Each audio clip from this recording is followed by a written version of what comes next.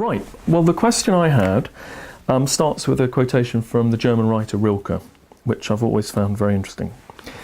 I've often asked myself whether those days on which we are forced to be indolent are not just the ones we pass in profoundest activity, whether all our doing, when it comes later, is not only the last reverberation of a great movement which takes place in us on those days of inaction.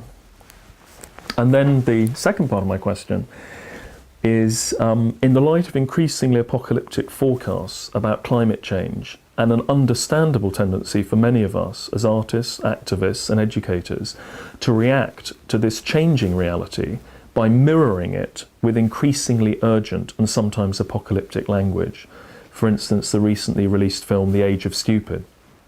In the light of that, how do you respond to Rilke's question?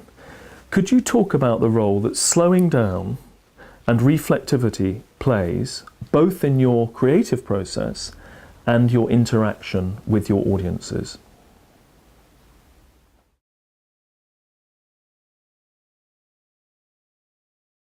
My name's Clare Patey. I'm an artist and a curator, and I make work that's generally about putting the visitor or the audience at the heart of the experience.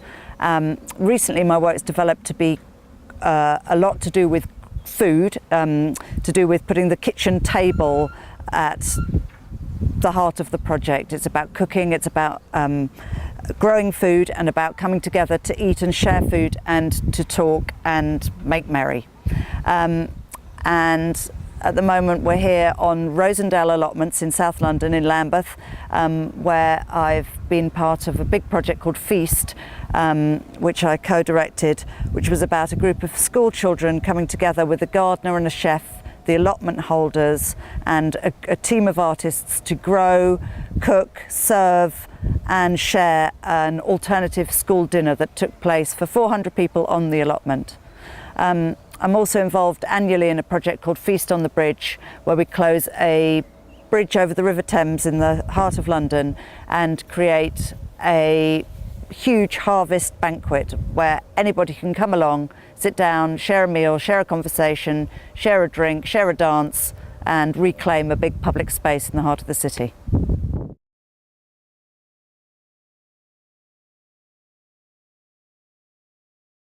This is the question I'm going to be answering, and it's been given to me by Dan Gretton. It starts with a quote. I have often asked myself whether those days on which we are forced to be indolent are not the ones we pass in profoundest activity. Whether all our doing when it comes later is not only a last reverberation of a great movement which takes place in us on those days of inaction. And that's a quote from Rilke. How do you respond to Rilke's question? Could you talk about the role that slowing down and reflectivity plays both in your creative process and in your interaction with your audiences? It occurred to me when I was looking at the question that I've worked within quite a few different types of organisational cultures, from campaigning to corporate sector to television, theatre, and all of them have something of speed about them. Whether that's the clocking in, the clocking out, the doing it now, the urgent response. None of them are about slowing down or accept slowing down as part of their culture. And the first time I really came across having to face that myself, the idea of slowing down, was I devised this project called Feast that happened on an allotment and that was about growing an alternative school dinner over the course of a year. And suddenly I wasn't in control anymore. Neither was the clock. We were back to nature's time. We were back to the arc of the year and the sun rising and setting, and the fact that the bean took that long to grow and we couldn't do anything about that. And that, not only did that slow the project down and I think inform its integrity across the board, the way that people began to work and began to interact with that, but also for the children who took part in it, who are coming from a school culture which is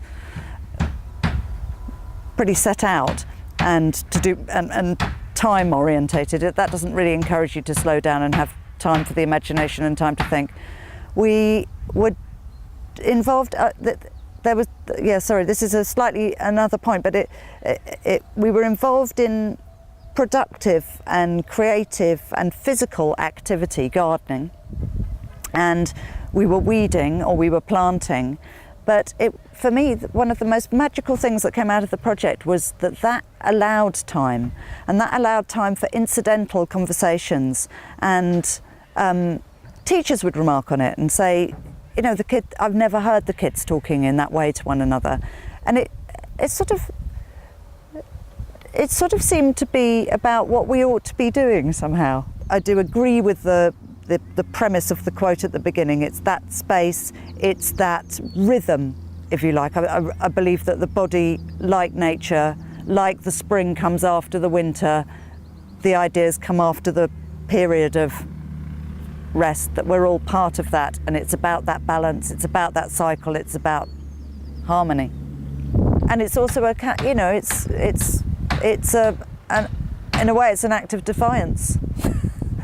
It is. It's something that's fighting against fast, meaning, you know, speed is good.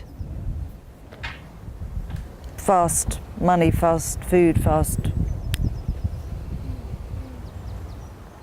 Capitalism's fast. Modernity's fast, you know.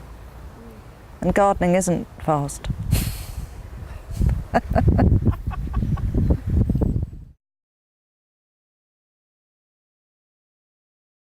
My question that I'd like to pass on is, how can we reunite culture and agriculture through performance?